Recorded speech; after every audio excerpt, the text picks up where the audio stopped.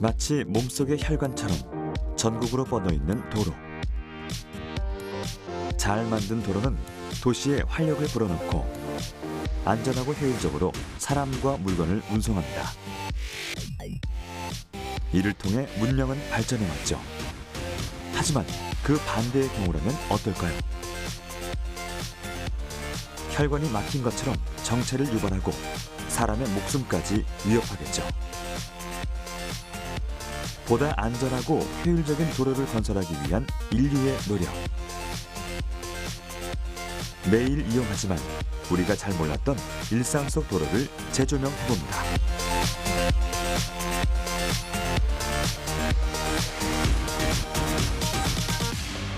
네, 현재 수도권은 약한 눈이 날리기 시작합니다. 오늘 한파까지 겹치면서 나들이 가는 차량들은 그보다는 훨씬 지난주보다는 적겠는데요. 지금 주요 고속도로 대부분 원활한 흐름 보여지고 있습니다. 실시간 교통 정보는 일기예보만큼이나 사람들이 많이 확인하는 정보입니다.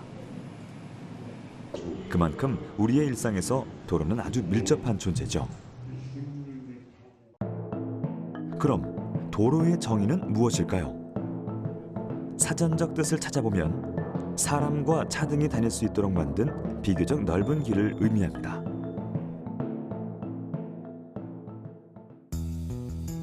도로는 다양한 장소와 사람들을 연결하는 중요한 통로입니다. 세계 곳곳에는 우리가 모르는 기상천외한 길이 존재하죠. 산악도시에 지어진 이 도로는 구름을 내려다볼 만큼 높은 곳에 위치해 있습니다. 미국 플로리다 남단에는 섬과 섬을 42개의 연륙교로 연결하는 바다 위 고속도로가 건설되기도 했죠. 그 길이는 200km가 넘습니다. 반면 아찔한 길도 있죠. 노르웨이 북서부 해안에 위치한 대서양로는 주변의 풍경이 아주 매혹적이지만 날씨에 따라 세상에서 가장 위험한 도로로 바뀝니다.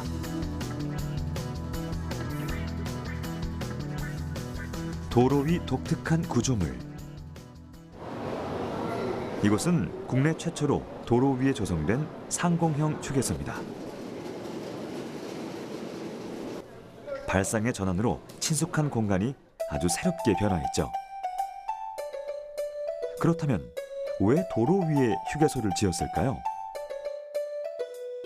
수도권 지역에 인접을 하다 보니 토지를 구입하는 비용이 굉장히 비쌉니다. 그리고 일부 지역 같은 경우는 그린벨트일 경우에 그 제한할 수 있는 면적이 제한되어 있는 걸로 알고 있기 때문에 최소한의 투자비를 가지고 최대 효과를 내기 위해서 구상을 하게 되었고요. 그러다 보니 고속도로 위에 떠 있는 공간들이 버려진다고 많이 생각을 했기 때문에 그 공간을 어떻게 하면 많이 활용할 수 있을까라는 생각을 좀 많이 했고, 관련돼서 유럽과 같은 경우는 이러한 휴게소들이 몇 개가 있습니다. 그래서 그런 부분들을 벤치마킹을 좀 했습니다.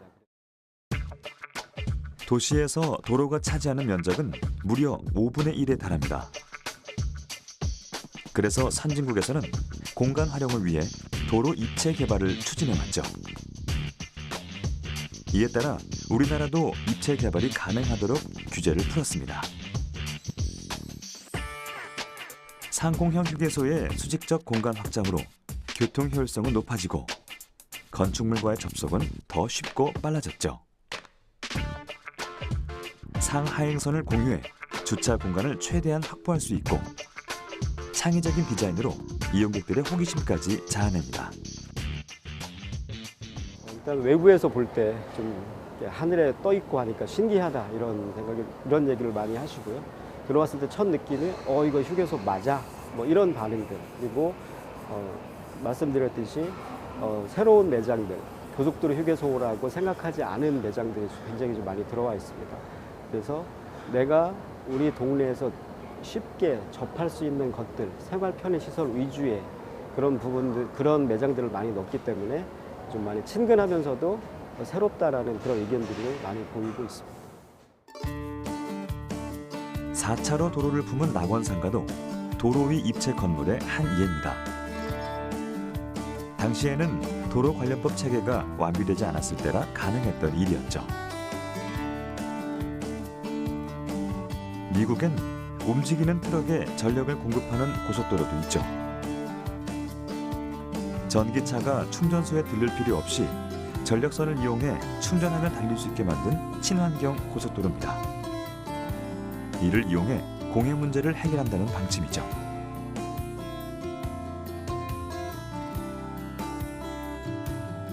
이처럼 도로는 도시의 풍경을 변화시키며 문명의 발달과 함께 진화해 왔습니다. 그 도로를 길과 도로로 구분할 수 있을 것 같습니다. 그래서 길은 자연적으로 발생된 게 길이라고 할 수 있을 것 같고요.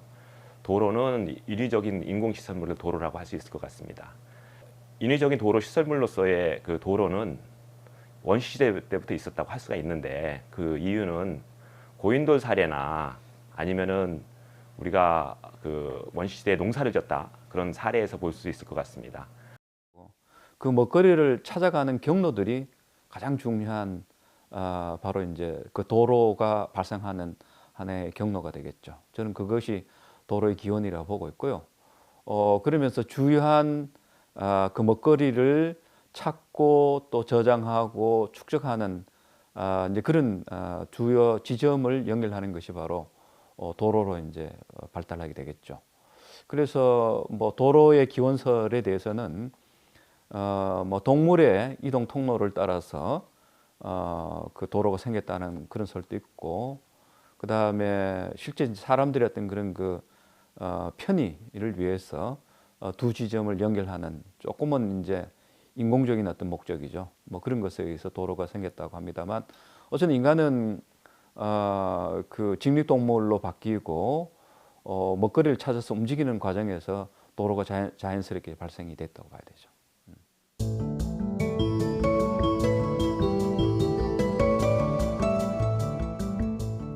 도로는 인류와 오랜 시간 함께 해왔습니다.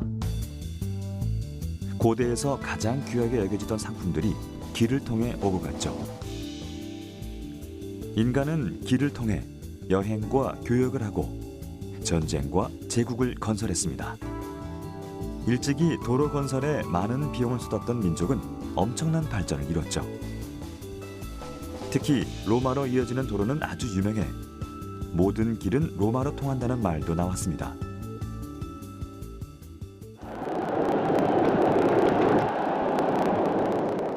로마의 도로를 통해 물자와 군대, 철학 이론과 사상, 종교 교리가 전파됐죠. 특히 도로 포장 기술은 경탄을 자아낼 정도였는데요. 이런 도로들은 가운데가 볼록하게 나와 빗물이 도랑으로 빠지게 설계돼 있죠. 이처럼 효율적인 도로망은 로마 제국 번영의 원동력이 됐습니다.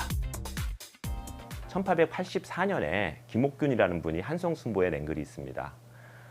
도로를 놓으면은 10사람이 운반하던 일을 한 사람이 운반을 할 수 있으므로 9사람은 생산활동에 종사할 수 있다라는 그런 글을 썼습니다.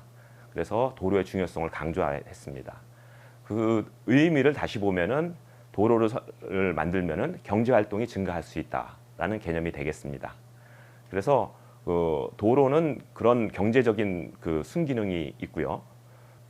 사회 수준이나 경제 수준이나 문화 수준을 반영한다, 이렇게 얘기해 드릴 할 수 있을 것 같습니다. 로마 제국 이후 오랫동안 중단됐던 도로 건설이 다시 활발하게 시작된 건 18세기 산업혁명을 맞은 영국이었습니다. 낙후된 운송 시스템은 영국의 경제 발전에 큰 걸림돌이 됐죠. 18세기 후반 민간 사업자들은 앞다투어 도로 건설 사업에 뛰어들었고, 영국에서 일어난 도로 혁신 덕분에 급격히 증가하는 수송 수요를 충족하고 상품의 이동 시간이 비약적으로 단축됐습니다. 아무래도 이제 산업화가 본격화 되면서 물동량이 많아지고 사람들 이동이 잦아지면서 특히 이제 공간의 어떤 그 한계를 돌파하기 위한 이런 목적이 도로라는 것으로 나타나죠. 기존 도로를 그야말로 빨리 접근할 수 있는 것으로서 도로의 어떤 형태라든가, 그 다음에 뭐 구간의 어떤 그런 그 설정이라든가, 그 다음에 이 이 도로 자체의 이동을 보다 쉽게 할 수 있는 것으로서 재구성한다든가 이런 것으로서 이제 근대 도로가 생겨나는데 이 그 공간의 한계를 시간으로 극복하는 이를테면 과거에는 뭐 몇 년 며칠 갔던 것을 우리가 도로를 놓으면서 몇 시간 만에 갈 수 있는 이런 이제 필요성들이 결국은 이제 근대 도로를 이제 만들게 되는데 근대 도로는 자연 발생형 도로가 아니라 인공적으로 양 지점을 잇는 그리고 속도를 낼 수 있는 이제 그런 어떤 목적과 기능을 담아내는 것으로 주로 생겨나죠. 그게 되게 역사적으로 보게 된다면 산업화가 일찍 시작됐던 영국을 중심으로 해서 18세기부터 근대 도로가 생겨났다고 볼 수 있겠죠. 그로부터 200여 년 후 도로가 없는 삶은 상상할 수 없을 만큼 우리 삶에서 큰 자리를 차지하고 있죠. 그리고 그만큼 도로 위에서 발생하는 사고도 많아졌습니다. 해마다 교통사고는 20만 건 이상 발생하며 5천여 명이 사망하고 그 사회적 비용은 24조 원에 이릅니다. 영동 고속도로 상인선에 위치한 봉평터널. 이곳은 경찰 집계 결과 2012년 이후 17건의 크고 작은 사고가 발생했습니다. 전문가는 도로 선형의 문제를 지적했죠. 쭉 뻗은 입구와 달리 출구는 급커브로 이루어져 속도를 내던 차량이 앞서 서행하는 차들을 뒤늦게 발견해 연쇄 추돌 사고로 이어질 가능성이 있다는 겁니다. 그 안정성 설계는 그 선형 설계로 대변되는데요.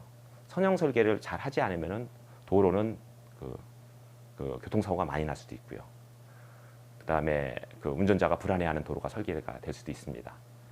그 대표적으로 그 안정성 설계가 잘 된 도로라는 거는 그 곡선의 결합이 잘 된 도로를 갖다가 안정성이 잘 된 도로로 얘기가 되고 있고요. 그 지방부 도로에서 직선으로 설계를 하게 되면은 운전자가 졸음을 운전을 하는 경향이 있고요. 그 다음에 또 운전자가 가속하는 경향이 있고, 그 다음에 또 운전자가 부주의하게 운전하는 경향이 있습니다. 그 예를 들면은 그런 그 우리가 잘 알고 있는 그 봉평터널 추돌 사고나 아니면 양재 IC의 추돌 사고가 대표적인 사고 중에 하나인데, 그 도로는 역시 잘 만들어진 도로입니다. 하지만은 우리가 자세히 그 들여다보면은 거의 직선 구간에 가까운 구간에서 운전자의 부주의가 발생해서 교통사고가 발생했다, 추돌사고가 발생했다는 그런 추론을 할 수가 있습니다. 2017년 경찰청에서 분석한 도로 선형별 교통사고 통계 결과를 보면 직선형 도로에서 발생한 사고는 전체 사고의 92.8%에 달합니다. 곡선형 도로에서 발생한 사고가 5.7%에 그친 것과 비교하면 무려 16배에 가까운 수치죠. 단조로운 운전 상황 지속으로 인한 운전자의 주의력 하락을 그 원인으로 보고 있습니다. 도로를 설계할 때 수많은 역할들을 고려하지만 그중 가장 중요한 것은 안전임을 보여주는 예죠. 그래서 우리나라의 도로는 차가 70초 넘게 직선 구간을 달리지 않도록 만들고 있습니다. 또 상습 정체 구간을 지나 길이 뻥 뚫리는 도로도 안전에 주의해야 합니다. 좋은 도로는 차량의 흐름을 방해하지 않으면서도 안전하게 운전자를 리드하는 곳입니다. 곡선 도로는 지형 때문이기도 하지만 운전자의 안전을 위해 일부러 넣기도 하는 구간이죠. 이렇게 도로 속에는 우리가 미처 알지 못한 원리들이 숨겨져 있습니다. 또 그다음에 또 중요한 것은 그 이제 공간의 스케일이라 봅니다. 예컨대 미국 같은 경우는 워낙 대륙의 국가이고 이러다 보니까 주요 지역을 연결하는 아주 긴 어떤 그런 도로를 만들어야 하는 이제 이유가 이제 발생되는데, 우리나라는 이제 그 자연지세를 보게 된다면 상당히 이제 산지가 많고 또 이 그 뭐 우리의 어떤 국토 자체가 좁지 않기 때문에 상당히 이제 그 다른 나라에 비해서는 도로가 오밀조밀한 그런 성격이 두드러진다고 보고 있습니다.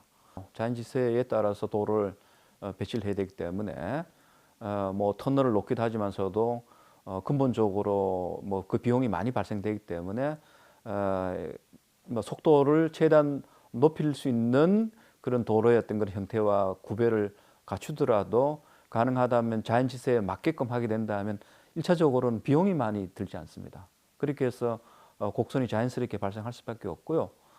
그래서 곡선이라는 거는 그 도로 설계에서 참 중요한 부분이고요.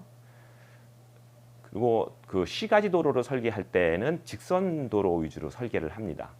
그 이유는 그 방향성을 좋게 하고 그다음에 그 신호 연동 등에 유리하기 때문에 직선 도로 위주로 설계를 합니다.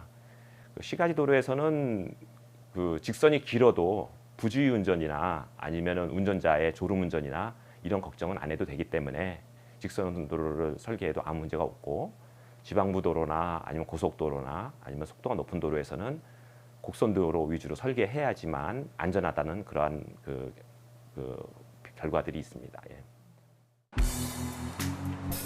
도로의 경사각에도 과학의 원리가 숨겨져 있습니다. 도로는 평평하게 보이지만 사실 약간 경사가 지게 설계돼 있죠. 도로에 빗물이 고이면 차가 미끄러지기 쉽기 때문입니다.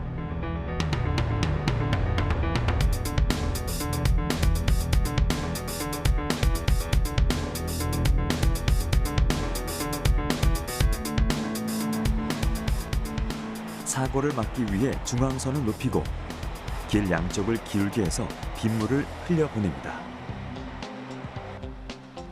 세계적으로 도로의 좌우 경사는 운전자가 느끼지 못하는 1.5에서 2%로 정해져 있죠. 하지만 과학적 설계에도 늘 예기치 않은 사고가 발생합니다.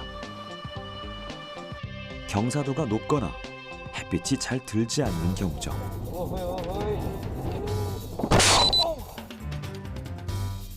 겨울철 운전 중 잘 달리던 차가 미끄러져 사고가 난다면 블랙 아이스 현상을 의심해 볼 수 있습니다.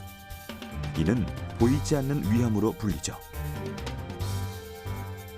블랙 아이스란 도로 위에 녹았던 눈이 기온이 갑작스럽게 내려가며 다시 얇은 빙판으로 얼어붙는 현상을 뜻합니다. 아스팔트 색과 비슷해 구별하기 쉽지 않다고 하여 이런 이름이 붙게 됐죠. 여기 이런 사고들을 해결하기 위한 신기술이 있습니다.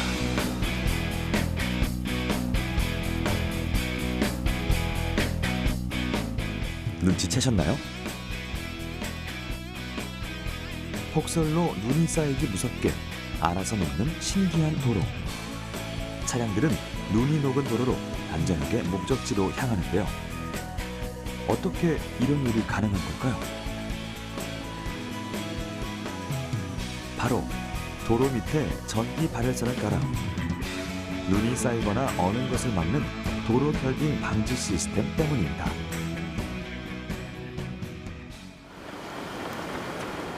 그 개발 업체를 찾아가 봤습니다.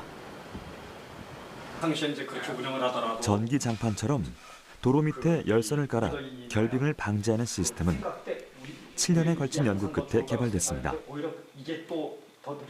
그렇다면 개발 이유는 무엇일까요? 국내에서 수십 년 전부터 눈이 왔을 때 미끄러짐 사고서부터 차량 통행 지장을 많이 초래해서 수십 년부터 해오던 것이 방법이 없으니 염화칼슘, 살포 또는 용액, 살포로 인해서 도로 시설물들이 많지 않습니까? 그 시설물들 수명 단축서부터 도로 포장 훼손, 차량 부식 등의 문제점들, 그다음에 차량 도로면의 가로수들, 그런 것들의 수목들의 괴사 현상들, 환경 피해가 많거든요. 그래서 그런 것들을 감안해서 해에서도 하던 기술들, 그러니까 전기 에너지를 이용한 전기 발열선을 도로 포장 밑에 깔아서 눈이 오거나 비가 와서 급강하시, 겨울철 급강하시 얼어서 블랙 아이스 등 얼었을 때 그걸 방지하기 위해서 눈이 내리는 걸 감지를 해서 자동으로 녹여야지만 그래야지만 환경 피해를 줄이고 또 차량 소통에 용이하게 할 수 있을 것 같아서 그걸 연구하게 됐습니다. 저렴한 가격으로 눈을 잘 녹이는 염화칼슘. 하지만 부작용도 많은 제설제죠. 자동차를 부식시키고 도로에 구멍이 나는 포트홀의 주요 원인 중 하나로 꼽힙니다. 도로 위에 뿌려진 염화칼슘이 화학 반응을 일으켜 아스팔트의 결합력을 떨어뜨리고 부서지게 만들기 때문이죠. 이에 대한 보완책으로 만들어진 전기 발열선. 노면 7cm 밑에 일정하게 전기 발열선을 매설해 눈을 녹일 수 있게 했는데요. 기존 열선은 예열이 필요한 반면 신기술의 경우 발열열이 땅속으로 손실되지 않고 도로 위쪽으로 빠르게 전달되도록 개발. 차별화된 기술력으로 인정받으며 작년 국토부가 선정한 건설 신기술로도 지정됐죠. 거기에 이 화면이 설치된 열선은 원격 감지 제어 시스템을 통해 관리할 수 있습니다. 열선이 여름에는 전력 절약을 위해 수동으로, 겨울에는 빠르게 융설이 가능하도록 무인 자동 시스템을 통해 제어할 수 있는 거죠. 어떤 원리일까요? 예를 들어 100kg를 한 번에 100kg를 현장에 설치된 융설 시스템 설치된 것을 구청이 됐든 각 지자체로 말하면 구청 상황실 제설대책본부가 이제 생깁니다. 거기에 원격 감시 제어 이 PC를 현장에 카메라 설치한 거 그 시스템을 무인 원격 자동 제어반에 연결되어져서 구청 상황실에 PC가 이렇게 설정이 되어집니다. 그래서 구청 제설대책 담당자가 현장을 눈이 폭설이 많이 오더라도 현장을 방문을 안 하고 여기서 봐도 이 감시 화면에 봐도 눈이 녹고 있는 모습, 몇 시간 가동되고 있는 거, 또 여기에서 어떤 이상이 있는 거 여기에 다 원격으로 감시 제어를 할 수 있는 시스템입니다. 이것은. 그렇다면 그 성능은 어떨까요? 도로 표면의 온도와 발열선이 매설된 내부의 온도를 비교해봤습니다. 표면과 내부의 거리차는 약 7cm. 시스템이 켜지자 표면 온도만 빠르게 상승합니다. 끈기 있는 도전으로 그 성과를 인정받고 있는 이들. 실제 시공 현장을 찾아가 봤습니다. 서울시 성북로 4길은 대로변과 가파른 언덕이 이어지는 길입니다. 경사가 심해 제설이 힘들었죠. 이에 2016년 발열선을 매설했습니다. 도로의 온도는 전기 사용량을 줄이기 위해 무인 전자동 시스템으로 유지됩니다. 적설 제어 장치와 도로 표면의 온도 센서를 설치. 도로 표면 온도가 기준치보다 낮아지거나 눈이 올 때 표면 설정 온도가 자동으로 조절되죠. 또 일정 온도에 다다르면 알아서 전력을 차단하도록 했습니다. 눈이 녹는 온도, 그러니까 1.5도에서 설정을 해놓고 거기서 플러스 마이너스 0.5도, 그러니까 1도에서 2도 사이에 온도가 되어지면 눈이 녹으니까 그때 2도가 되면 꺼졌다가 1.5도가 되면 다시 켜지고 반복 작동을 하고 있습니다. 눈이 오거나 비가 올 때에 온도가 되지면 그 사이에 계속 오더라도 온도가 되면 꺼졌다가 온도가 떨어지면 다시 붙어지니까 전력량 감소가 많이 되고 있습니다. 도로 속 열선은 40여 년 이상 사용 가능해 친환경적이라고 합니다. 이런 장점들에 지역 주민들의 반응도 좋죠. 올해를 기점으로 인근 지역에도 매설 작업을 계획 중입니다.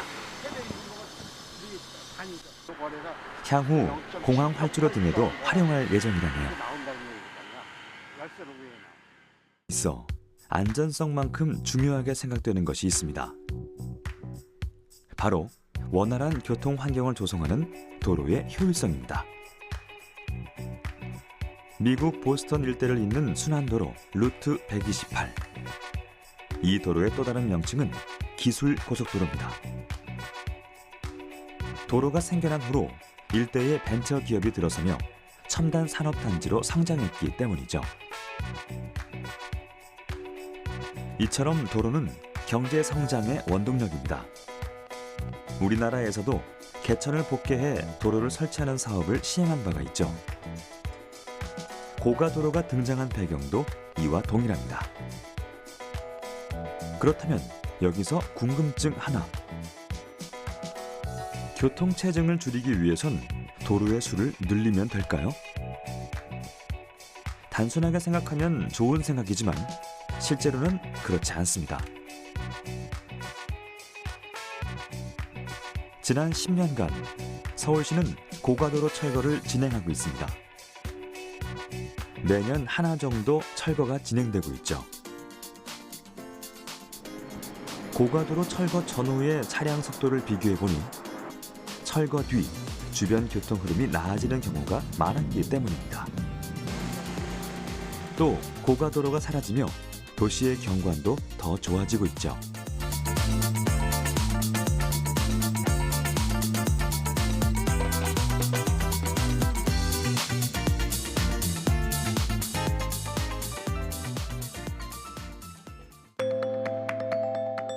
그렇다면 도시에서 이렇게 도로 다이어트를 하는 이유는 무엇일까요?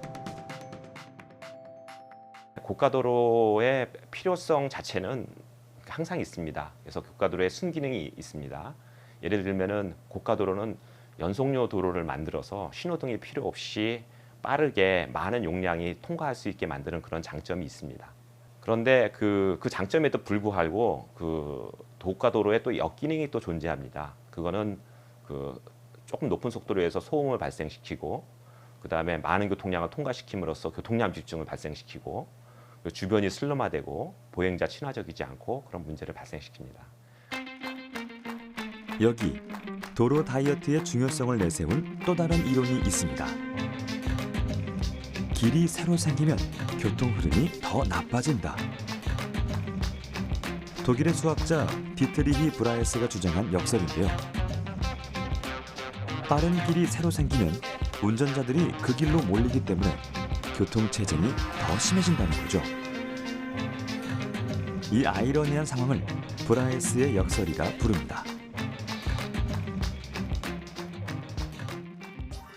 실제 우리가 뭐 그런 무슨 이론을 떠나서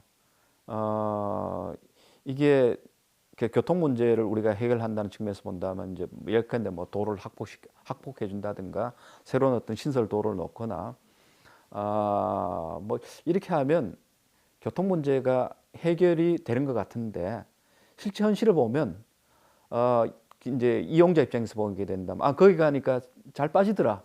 나는 이제 그런 인식을 하게 된다면 과거에 없었던 새로운 교통 수요들이 발생하게 됩니다. 사람들이 다시 들어오게 돼요.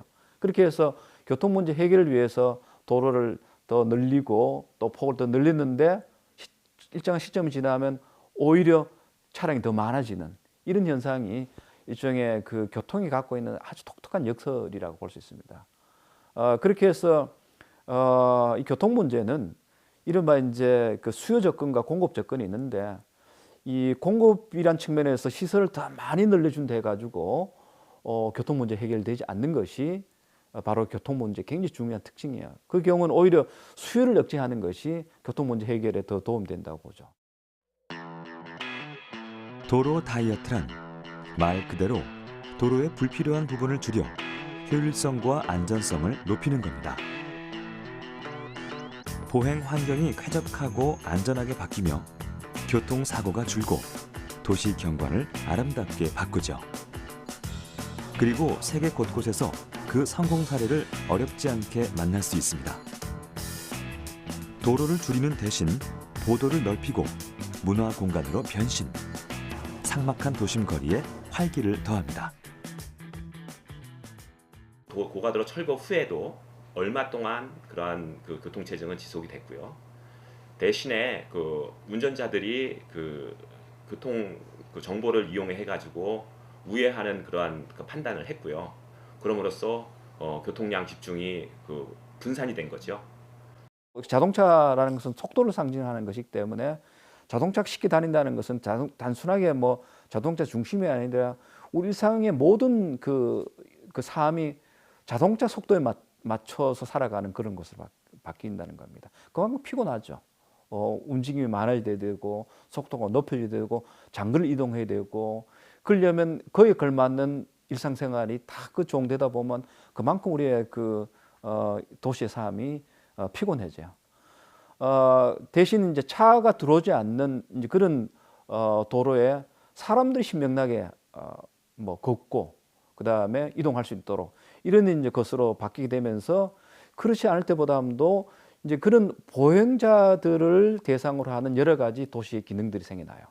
그만큼 도시 공간이 이제 탄력적으로 이제 바뀌고 오히려 더 그 죽었던 그런 그 도심들이 되살아나는 이런 것들을 우리가 보게 되죠. 회전 교차로의 증가도 눈여겨볼 만합니다. 회전 교차로란 교차로 중앙에 원형의 교통섬을 마련해 두고 신호등 없이 이를 반시계 방향으로 일방통행하는 도로 운영책입니다. 이곳에선 양보와 감속이 필수 사항이죠. 우리나라가 한 10년 전부터 회전 교차로를 많이 도입을 해가지고 지금 활용하고 있습니다. 그래서 그 회전 교차로 사례는 아무리 강조해도 지나치지 않을 정도로 좋은 그 교차로 개선 사례라고 보여집니다. 그래서 그 회전 교차로의 장점이 차들의 속도를 물리적인 형상으로 조절을 해서 속도를 줄이고 속도의 일관성을 주고 교통사고를 감소시키고 그다음에 그 CO2 감소까지도 볼 수가 있고요. 그래서 그 회전 교차로는 아주 좋은 사례라고 보여지고요. 지금도 아직도 많이 설치하고 있는 것으로 보입니다. 라운드 어바웃이라 불리는 회전 교차로는 1960년 영국에서 처음 도입한 통행 시스템입니다. 로터리와 비슷해 보이지만 운영 방식에 차이가 있죠. 규칙은 딱 하나. 회전 중인 차에 우선권이 있다는 점인데요. 회전 도로에 진입할 때 이미 회전하고 있는 차에 지장을 줘선 안 됩니다. 일방 통행을 하기 때문에 정면 충돌할 우려도 없죠. 신호등이 없어 차량의 흐름도 끊기지 않습니다.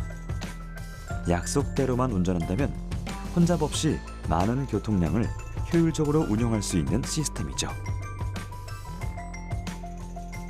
교통 효율성을 높일 수 있는 또 다른 방법에는 무엇이 있을까요? 여기 안전 사각지대를 위한 우리의 기술이 있습니다. 보도와 차도가 명확히 구분되지 않는 폭 9m 미만의 도로. 우리는 이를 생활도로 또는 이면도로라고 부릅니다. 좁은 도로에 자동차와 보행자가 뒤엉켜 사고가 빈번히 일어나죠. 그 경계가 모호해 신호등도 설치할 수 없습니다. 이런 생활도로의 사고 예방을 위한 기술이 있습니다. 어린이 보호구역 내 신호등이 없는 교차로에 설치하여 빛과 소리 안전판으로 경고음과 전멸 등으로 운전자와 보행자의 주의를 환기시켜 교통사고를 예방하는 시스템입니다. 바로 교차로 알림이. 이곳은 초등학교와 주택이 밀집돼 어린이 안전사고가 우려되던 지역이었습니다. 여기서 움직임을 감지하면 차량이 접근 중에 오니 주의하시기 바랍니다. 안내음과 불빛으로 경고를 보내죠. 여기가 좀 초등학교 있고 좀 늘 학부형들이 늘 마음 졸이고 다녔던 거거든요. 사거리 코너인데 근데 저는 상당히 어떤 기능이 구체적인지 모르지만 이걸 딱 보는 순간에 이렇게 좀 경각심도 들고 뭐 이게 또 이제 잘은 모르지만 이게 뭐 CCTV 역할도 하나 등등 하여튼 조심할 것 같아요. 뭐. 그럼 이 시스템은 어떻게 탄생했을까요? 사무실에선 열띤 회의가 한창입니다. 무슨 일인가 들여다보니 실버존에 적합한 디자인을 정하기 위해 머리를 맞대고 있는 거죠. 이종선 대표는 무선 통신 장치, 차량 감지 장치 등의 원천 기술을 기반으로 2001년부터 교통 약자를 보호하는 도로 시설물을 개발하고 있습니다. 그가 교차로 알림 시스템을 개발하게 된 데도 특별한 사연이 있다는데요. 제가 2000년도 초반에 일본을 방문했을 때 그 좁은 골목길 가운데서 뭔가 반짝이는 거는 사실은 저한테는 하나의 충격이었죠. 얘네들은 여기까지 배려를 하는구나. 소위 말해서 우리나라는 골목길에 아무것도 없었던 시절, 뭐 그때만 하더라도 사실 신호등 세우기도 바빴던 시절이었으니까 그 격차라는 걸 갖다 느끼는 계기였고요. 특히나 일본 애들이 2000년도에 제가 그거를 우리나라에 수입을 해서 한번 팔라고 했었어요. 저도 장사하는 놈이니. 근데 결론은 걔네들이 안 팔았어요. 안 판 이유는 문화적 수준이 안 된다는, 어떻게 보면은 인정하고 싶지 않지만은 일정 부분 또 공감도 되는, 그래서 만들게 됐고요. 근데 지금 작년 통계를 봐도 과속으로 사실 사람이 이렇게 사망 사고가 127명밖에 안 되더라고요. 근데 이면 도로에서는 3,000명 가까이 죽으니 사실은 교통 안전의 우선순위가 바라보는 시각도 바뀌어야 된다. 일본보다 더 효과적인 시스템을 만들어 수출하겠다는 다짐으로 지난 17년간 부단하게 뛰어온 이종선 대표. 아이들도 금방 알아볼 수 있는 시각적 디자인도 연구 중입니다. 전국의 비신호 교차로에서 발생하는 사고의 대부분은 감속만 했더라도 발생하지 않았을 사고들입니다. 이런 작은 경고만으로도 많은 운전자들은 알아서 감속을 하게 됩니다. 우리나라뿐만 아니라 비단 다른 나라도 마찬가지인데 교통은 소비재가 아니라 공공재잖아요. 대중이 쓰는 거잖아요. 그렇기 때문에 함부로 바꾸거나 함부로 생겨날 수가 없어요. 다시 말해서 교통이라는 절대적인 법이 있고요.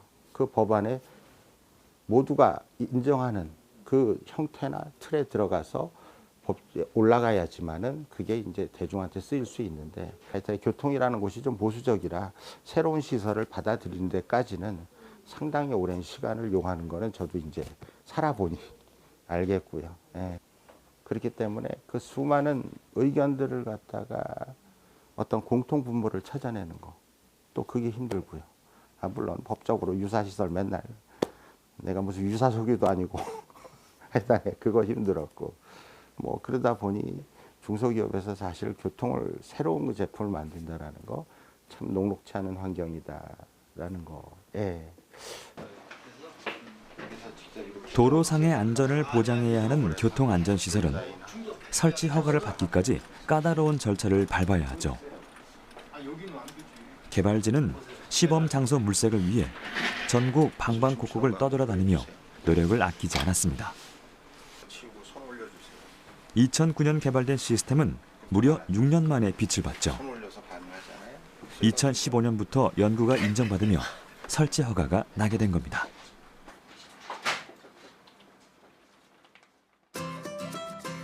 그 효율성을 인정받아 전국 300여 곳의 생활도로에 시스템 설치를 완료했습니다.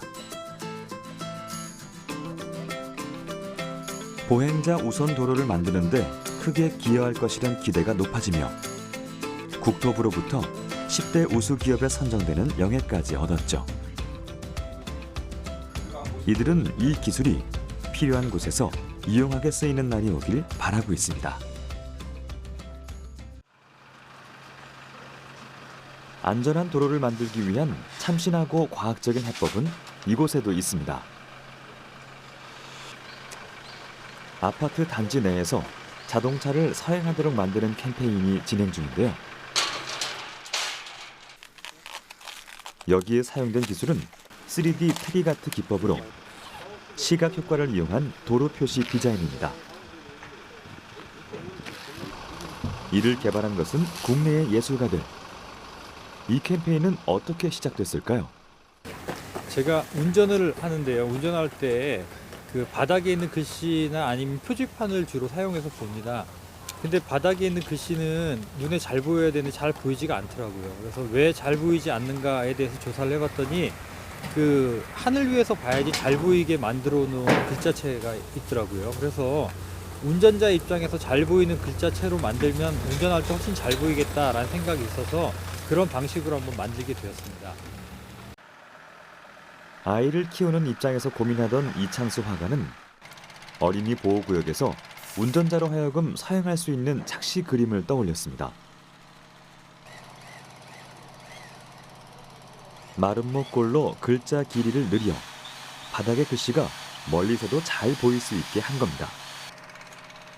도료의 재료도 신중히 골랐죠. 일단 저희 노면 폭이 조금 글자 폭이 크다 보니까 거기에 맞춰서 이제 다른 차량의 안전성이라든지 그리고 보행자의 안전성을 위해서 미끄럼이 일어나면 안 되니까 그거에 대한 방지책 차원에서 미끄럼 방지 페인트를 쓰고 있습니다. 기존의 도로 표시가 잘 보이지 않는 이유는 운전자의 시선을 고려하지 않고 단순히 도로 위에 표시를 그렸기 때문입니다. 3D 노면 표시는 운전자의 눈높이에 따라 글씨가 입체적으로 보이도록 설계됐습니다. 이미 해외에선 운전자의 가독성을 높이는 이런 예술 기법들이 도로 위의 안전을 업그레이드하고 있는데요. 특히 어린이 보호구역처럼 운전자 인식이 중요시되는 곳에서 상당한 효과가 기대되고 시공이 간편하다는 장점이 있습니다. 그렇다면 운전자가 이를 인식하는 원리는 무엇일까요? 멀리 있는 것은 작아 보이고 가까이 있는 것은 커 보이잖아요. 이것을 역으로 바꿔놓으면 멀리 있는 것을 크게 그리고 가까이 있는 것을 작게 그리면 입체적으로 아니면 서 있는 것처럼 글씨가 보입니다. 입체적인 화면 공간 내에서 그 입체적이지, 그러니까 2D라고 얘기하면 이해할까요? 평면적인 글씨를 아까 얘기한 것처럼 뒤에 있는 거는 크게 그리고 앞에 있는 건 작게 그리면 3차원 입체랑 겹쳤을 경우에 3차원의 소실점에서 튀어나와 있는 글씨처럼 만들 수 있습니다. 실제 도로 위 표시와 비교해보면 바닥의 글씨가 입체화되어 인식률이 높습니다. 20m 떨어진 거리에도 잘 보이기 때문에 멀리서부터 인식이 가능하죠. 또 가까이 다가오면 글씨가 눕는 것처럼 보여 운전자에게 전혀 위기감을 주지 않습니다. 그 기존에 있었던 것이 문제가 되건 문제가 되지 않건 간에 더 좋은 방법이 있다면 새로운 것을 시도를 통해서 더 나은 세상을 좀 만드는 기회가 되었으면 좋을 것 같습니다. 과학의 목적이 그것이죠. 그렇죠?